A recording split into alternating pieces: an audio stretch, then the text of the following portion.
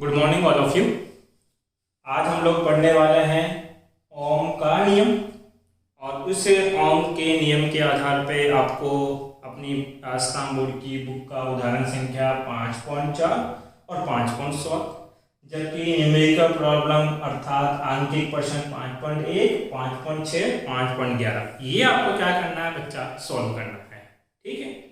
और इस टॉपिक से रिलेटेड जो पीडीएफ नोट्स हैं वो ऑलरेडी वीडियो के नीचे डिस्क्रिप्शन में इनका एक लिंक गिवन है, आप उस लिंक पे जाके डाउनलोड कर सकते हैं। और इस टॉपिक से रिलेटेड राजस्थान बोर्ड के जो अति लघुरात्मक क्वेश्चन हुए स्टार्टिंग के जो 10-12 आपके ऑब्जेक्टिव क्वेश्चन आते हैं, इस टॉपिक से रिलेटेड जो भी होगा उसको हम लोग इस वीडियो के लास्ट में डिस्कस करने वाले हैं।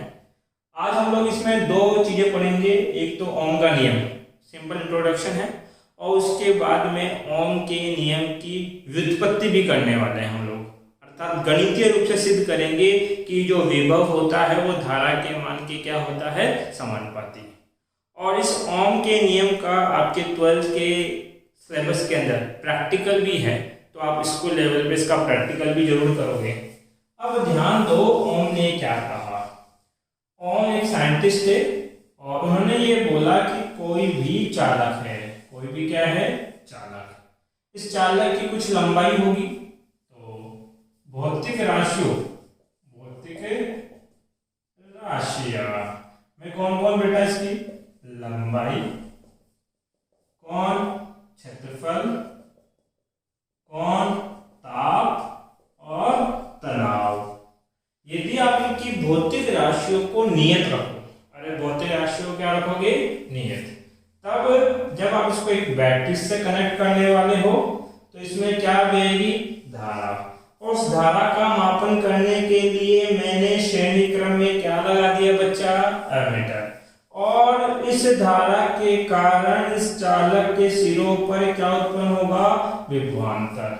और इस विभवांतर का मापन करने के लिए मैंने समांतर क्रम में क्या लगा दिया, वोल्टमीटर। तो ओम के नियम ने क्या देखा, जो ओम साइंटिस्ट थे उन्होंने देखा कि आपके पास एक तो V का मान है और एक धारा का मान है। विभव का मान तो वोल्ट में पर मापेगा और धारा का मान कौन मापेगा, एमीटर। उन्होंने देखा यदि धारा 1 एम्पियर बह रही है तो कितना वोल्टेज आता है, 2 वोल्ट। फिर उन्होंने क्या किया, चालक यही रखा, इसको कभी नहीं बदला उन्होंने, और इसकी भौतिक राशियों में भी बदलाव नहीं होने दिया। भौतिक राशि मतलब लंबाई और क्षेत्रफल, वो तो वैसे ही नहीं बदलेगी यदि आपने चालक को परिवर्तित नहीं किया। साथ ही इन्होंने इसका ताप और इस पे लगने वाला तनाव या इस पे लगने वाला प्रतिबल, इनको क्या रखा, नियत रखा। इनको नियत रखते हुए इन्होंने नोटिस किया, एब्जॉर्व किया कि यदि आप बहने वाली धारा बढ़ा दो, मान लो पहले कितनी बह रही थी, 1 एम्पियर, 1 एम्पियर से बढ़ा के कितनी कर दी इन्होंने, 2 एम्पियर। तो देखा जब धारा बढ़ रही है तो ये विभवांतर भी बढ़ा और ये विभव कितना हो गया बेटा, 4। फिर उन्होंने धारा को और बढ़ा के देखा, इस बार धारा को बढ़ा के 2 से कितना कर दिया, 3। तो देखा ये कितना हो गया, 6 वोल्ट। फिर उन्होंने देखा कि धारा जब उन्होंने 4 एम्पीयर करी तो ये कितना हो गया बेटा, 8 वोल्ट। ये इनका प्रैक्टिकल ऑब्जर्वेशन था। प्रायोगिक निष्कर्ष उन्होंने ये निकाला कि यदि आप जिस अनुपात में या जिस गुणा में धारा बढ़ाओगे उसी गुणा में आपका विभव भी बढ़ेगा। देखो आपने धारा को क्या किया, 2 गुना, तो विभव भी कितना हुआ, 2 गुना हुआ। फिर आपने धारा को कितना किया, 3 गुना, तो विभव भी कितना हो गया, 3 गुना। फिर आपने धारा को क्या किया, 4 गुना, तो विभव भी कितना हो गया, 4 गुना। देखो 1 का 2 गुना 2, 1 का 3 गुना 3 और 1 का 4 गुना 4 होता है। इसी प्रकार से जब इसको दुगुना कर रहे हैं तो विभव भी दुगुना हो रहा है, 2 का 2 गुना 4। इसको 3 गुना कर रहा हूं तो विभव भी कितना हो रहा है, 3 गुना। अर्थात जिस गुणा में पहली राशि बढ़ रही है उसी गुणा में दूसरी राशि में भी बढ़ोतरी हो रही है। तो जब दोनों राशियां समान गुणज से बढ़े तो उनमें संबंध होता है समानुपाती का। तो तो ओम ने यही निष्कर्ष निकाल के दिया। ओम ने क्या निष्कर्ष निकाल के दिया बच्चे आपको, कि जो आपके पास विभव होता है और जो धारा होती है वो एक दूसरे के क्या होती है बेटा, समानुपाती होती है। क्या होती है, समानुपाती। तो विभव और धारा क्या थी, समानुपाती। अब बताओ समानुपाती का चिन्ह हटाएंगे तो ये नियतांक आएगा कितना, आर। आर क्या कहलाता है बेटा, समानुपाती नियतांक, जिसको बाद में क्या बोला गया, प्रतिरोध। और इस प्रतिरोध का मात्रक क्या बना बच्चा, ओम। कितना बच्चा, ओम। अब ये V बराबर कितना, IR। ये तो हो गया इसका नियम। परिभाषा अगर दो तो क्या बोले, ओम के नियमानुसार, ओम के नियमानुसार यदि चालक की भौतिक राशियां, अरे बोलो भौतिक राशियां कौन कौन, सर लंबाई, अनुप्रस्थ काट क्षेत्रफल, सर ताप, सर प्रतिबल, इनको क्या रखा जाए, नियत। क्या रखा जाए, नियत रखा जाए तो चालक में प्रवाहित धारा उसके सिरों पर उत्पन्न विभवांतर के समानुपाती होती है। अरे क्या कह रहा हूं बेटा, यदि ओम के नियमानुसार यदि चालक की भौतिक राशियां लंबाई, अनुप्रस्थ काट क्षेत्रफल, ताप व प्रतिबल, जैसे मानों को क्या रखूं मैं, नियत, तो चालक में प्रवाहित धारा उसके सिरों पे उत्पन्न विभवांतर के क्या होती है, समानुपाती। ये तो इसकी क्या हो गई बेटा, परिभाषा। आप परिभाषा का स्क्रीनशॉट ले लीजिए, मैं मिटा देता हूं।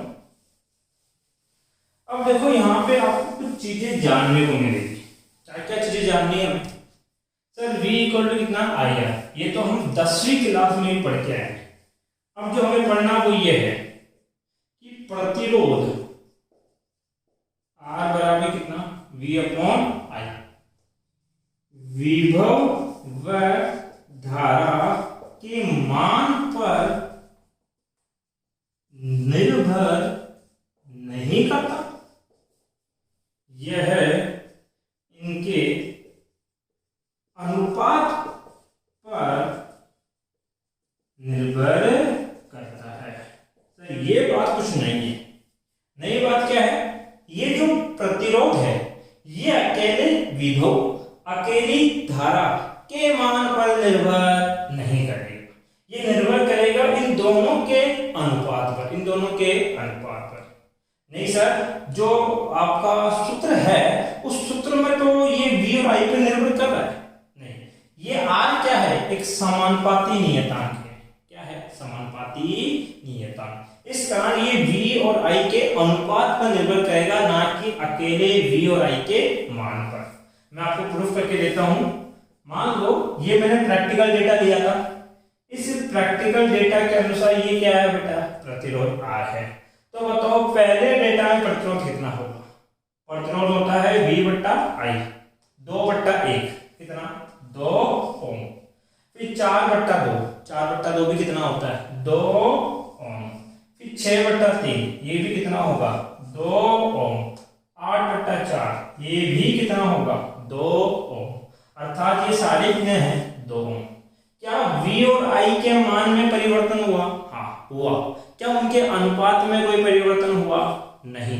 अर्थात ये जो प्रतिरोध है वो अकेले V और I के मान पर निर्भर नहीं करता, ये इनके अनुपात पर निर्भर करता है। और वो अनुपात सदैव क्या रहता है, नियत। इसी वजह से तो ये क्या आया, समानुपाती नियतांक आया। एक छोटा सा उदाहरण देता हूं। देखो बेटा, ये कोई चालक है, ये क्या है, चालक। इस चालक में धारा हो या ना हो, विभव हो या ना हो, फिर भी इस चालक का कुछ प्रतिरोध अवश्य है। मान लीजिए वो प्रतिरोध कितना है, 5 ओम है। तो अगर आप इसमें कितने भी धारा बहाओ, इसका प्रतिरोध कितना रहेगा, 5 ओम। क्योंकि ये इसकी भौतिक गुण है, इसका ये किसी बाहरी कारक पर निर्भर नहीं करेगा।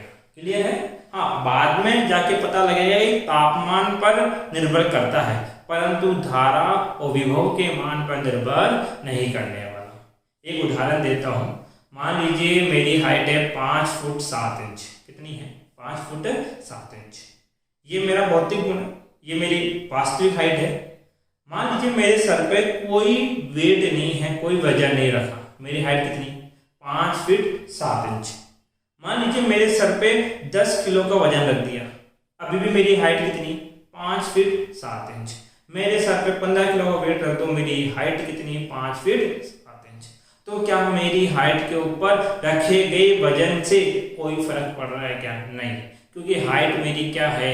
आपके पास भौतिक राशि है, मेरी मूल राशि आपके पास है, तो वो बाहरी कारक पर निर्भर नहीं करेगी। सेम यही है, ये इसका प्रतिरोध है तो है, अब धारा कुछ भी हो, विभव कुछ भी हो, उस पे इसका मान निर्भर नहीं करता। क्लियर है? तो एक बात तो ये जाननी है आपके पास कि विभव जो है वो विभव व धारा के मान पर प्रतिरोध नहीं करेगा निर्भर, तथा इनके अनुपात पर निर्भर करता है। दूसरा जो कंसेप्ट हमें जानना है वो ध्यान दो इधर।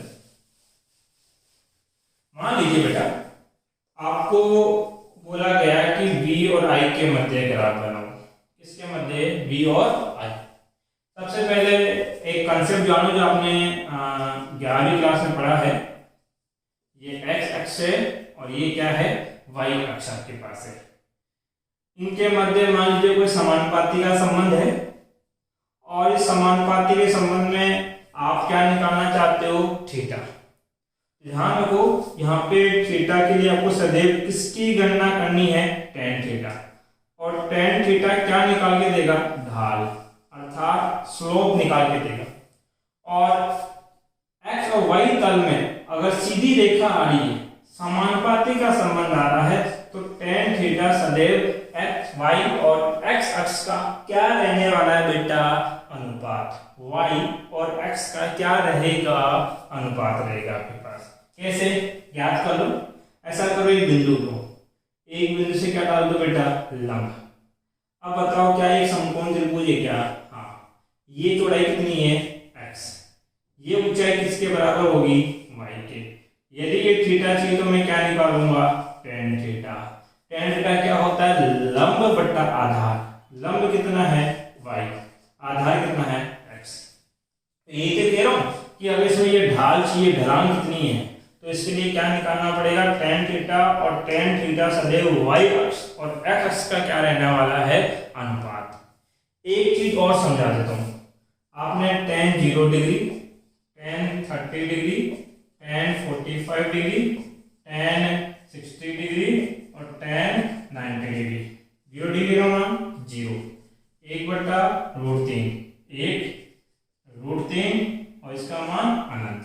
देखो थीटा बढ़ाते हो, क्या बढ़ाते हो? थीटा। तो फिर tan थीटा का परिमाण भी बढ़ता है। वर्ड को समझना, ये मैग्नीट्यूड है, परिमाण है। पहले tan 0 डिग्री पे 0 था, आपने एंगल बढ़ाया 0 से कितना? 30, तो मान भी 0 से बढ़ के कितना हो गया? 1/√3। फिर आपने 30 डिग्री से कितना बढ़ाया? 45, मान 1/√3 से कितना बढ़ा? 1।